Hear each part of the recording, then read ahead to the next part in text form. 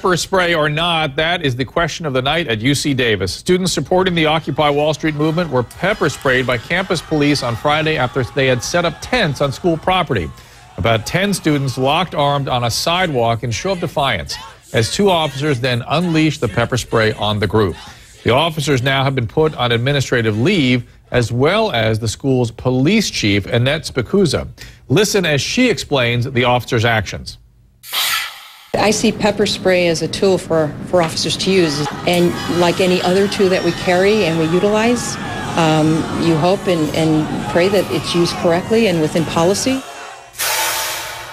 With me to talk about this, former police detective Steve Kardian, and on the phone we have UC Davis student David Busha, who was in the crowd on Friday. David, exactly what did you see? What happened? Well, I was actually front and center among the students, some of the students that got pepper sprayed. So what I saw was very limited to before I got pepper sprayed. We were sitting down on the sidewalk, peacefully locking arms.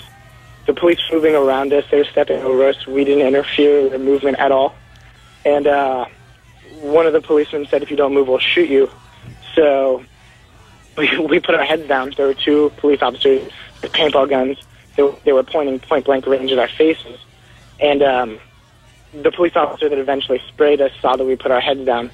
So I'm told that he said, "Don't worry, I'll just spray them." And then someone just started yelling pepper spray, and I closed my eyes.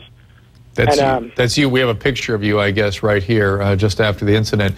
So I just want to make sure I understand what was all that went down here. You were illegally occupying school property, right? It was in the eyes of the school that you didn't have the right to stay where you were. So the police felt they were going to move you no matter what. Is that correct? In the eyes of the school, overnight camping is illegal. Okay. David, civil disobedience means you have to be disobedient. So, okay, you were breaking a law, and the police came in, and they were going to move you no matter what. They threatened you, and then they eventually, as a kinder, gentler way, put the pepper spray in. Is that correct?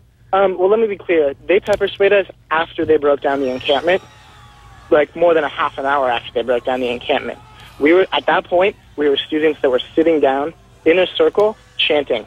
There was no encampment at that point. The police could have just left, and their grievances with us would have been met. Meaning what? I don't know what that means. Meaning you would have disbanded? Yeah, meaning there were no longer any tents. We didn't have any occupational facilities at that point. Were you blocking traffic or anything that they had an issue with?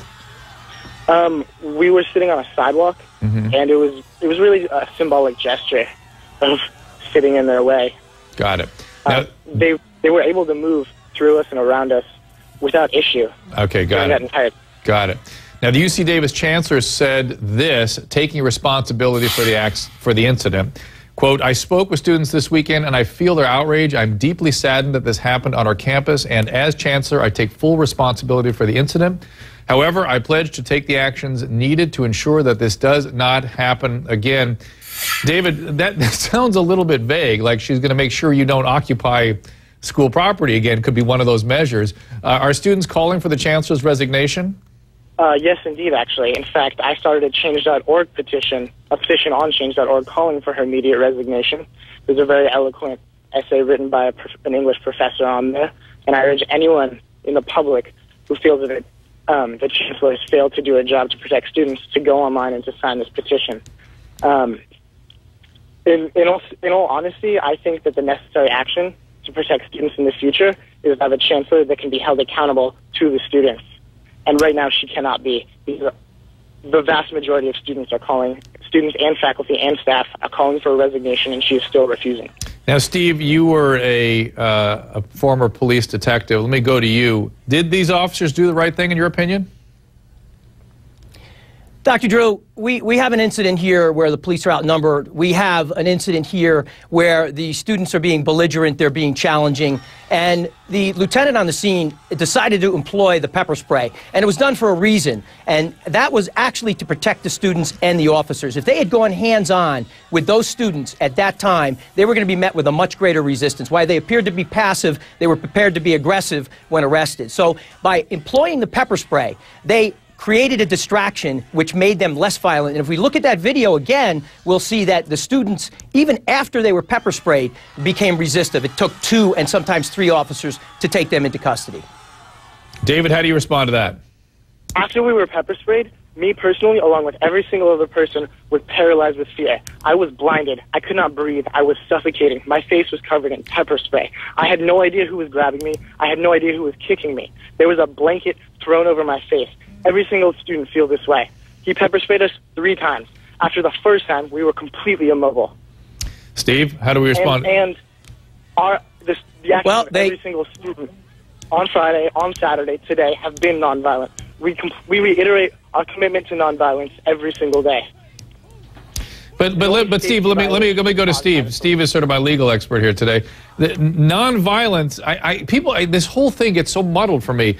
Nonviolence doesn't mean you're not breaking the law. It means you're breaking the law. You're being civil disobedient, which usually means breaking the law nonviolently. You're obstructing something that the police then have to take action on. Is that basically what's happening here? The law enforcement made a decision at some point to arrest those individuals after giving them numerous warnings. Now, they knew and they were warned that they were going to be pepper sprayed, and they actually hid their heads down, which actually created a minimal exposure likely to the spray. Now, I've been pepper sprayed. I've pepper sprayed every officer in my police department. It is inserted into the use of force continuum at a very low level. Because once we establish that we're going to go to battle, that we're going to have a resistive group or individual, it is then authorized to insert that into the use of force continuum and employ the pepper spray, even before the actual violence occurs. And we don't know what intelligence the lieutenant had at that time. They were breaking the law. They were denying or failing to yield to law enforcement's directions. And they knew exactly what was going to occur. Simple thing, common sense. Get up off the sidewalk and go to a location that is acceptable to make your protest known. Hey, David, see why I'm confused? If you're committing civil disobedience, you should expect that something's going to happen. I'm a little confused that the students seem mystified that they got arrested or that the police took action. Isn't that kind of what you expect in an action of civil disobedience, albeit nonviolent?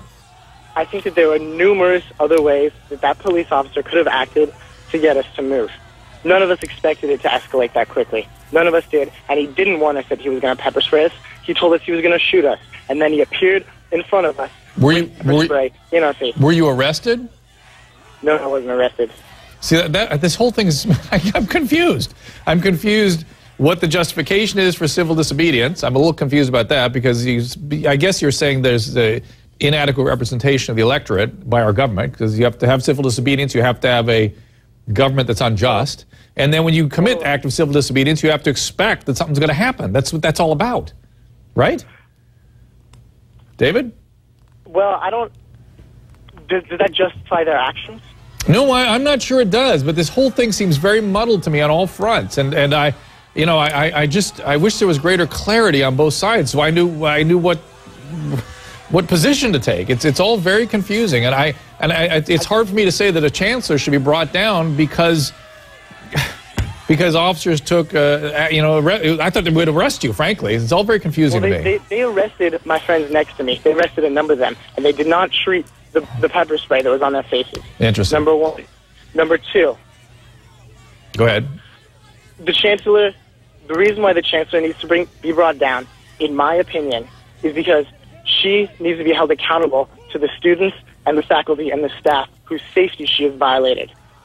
The Chancellor Katehi, elected by the Regents of California, not by anyone else. She's an unelected official who can order riot police on students. And we're students that are not necessarily supporting the Occupy Wall Street movement. I, for one, am not necessarily in support of the Occupy Wall Street movement. The reason why I occupied was in solidarity of my friends across UC campuses who were victims of police brutality, and I also supported, I defended the public education. That's why I was there. All right. To ensure public education. Okay, I'm with you on ensure public education, but it gets so confusing to understand what people are standing for, and I'm confused. But